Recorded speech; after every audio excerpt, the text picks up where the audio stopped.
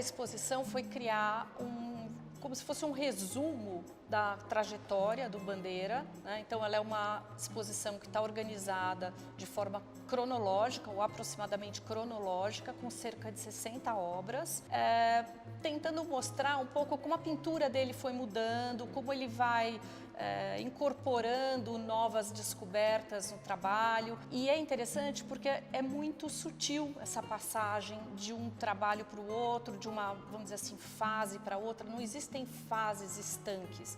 Há um caminhar que a gente vai percebendo mudanças eventuais aqui e ali quando você se depara, de repente, com obras completamente diferentes umas das outras. Mas a passagem é muito sutil. Então, há sutilezas que a gente consegue acompanhar, mas sempre é preciso estar muito atento, porque cada pintura, cada aquarela do Bandeira é um mundo.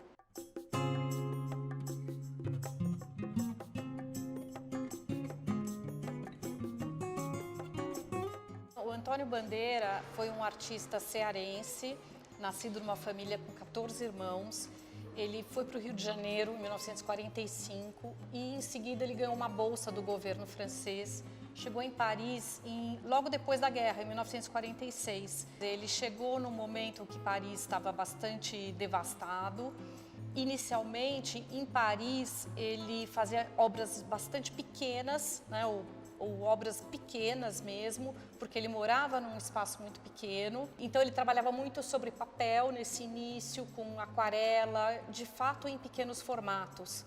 Era a produção mais corriqueira dele. E depois, com o tempo, ele foi ganhando notoriedade, foi ganhando prêmios e foi expandindo também a dimensão das obras. E o que é muito curioso no trabalho do Bandeira é que ele resolve uma pintura tanto em pequenos formatos, quase como um miniaturista, quanto em telas de grandes dimensões.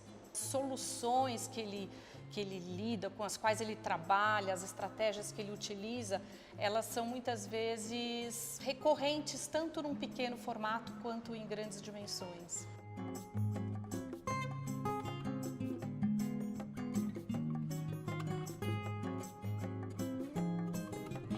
Ele também é um artista que é muito associado à abstração lírica, à abstração informal, mas a abstração dele também não é só lírica e informal, ela tem toda uma construção muito racional, muito tecida, né?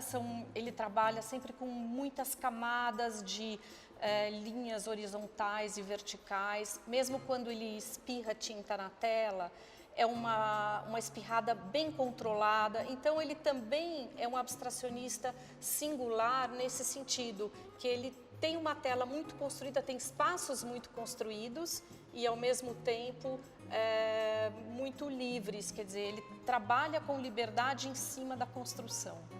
A obra dele aparentemente é abstrata, mas se você olhar com cuidado, se você ler a legenda, você vai ver que ele sempre remete a uma paisagem, a uma cidade, alguma árvore, enfim, tem sempre uma relação com o exterior, sempre uma relação com a paisagem.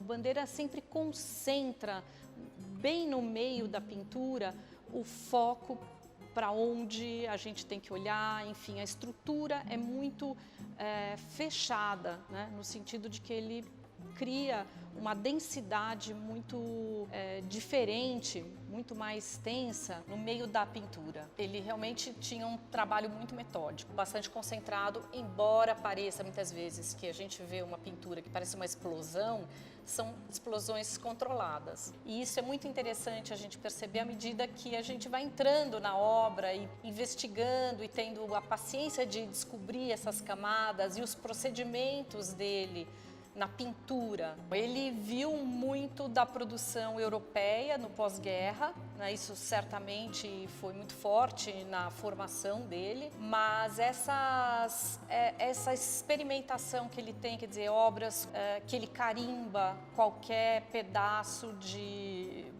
arame que ele encontra, ou que ele desenha com o cabo do pincel, ou então suportes que não são tradicionais, como a juta, flan de jornal também ele usa. Em algumas pinturas ele usa a própria mão, né? Então a gente percebe aqui o canto da mão, assim, a lateral da mão que ele usa em algumas pinturas, e às vezes os dedos dele ficam marcados na própria pintura. Então toda espécie de carimbo, esse gesto de pôr um instrumento sobre a tela ou de tirar tinta com o topo de uma agulha, né, ou com a ponta de uma agulha, ou com a ponta do pincel, né, o verso do pincel. Então, ele tem uma variedade muito grande, não só de estratégias de pintura, né, e elementos que ele acrescenta e formas de pintar com essas tramas que ele vai criando, muitas vezes anexando coisas como miçangas, ou então fazendo experimentos com tintas de castanha de caju. Enfim, ele era realmente um artista experimental.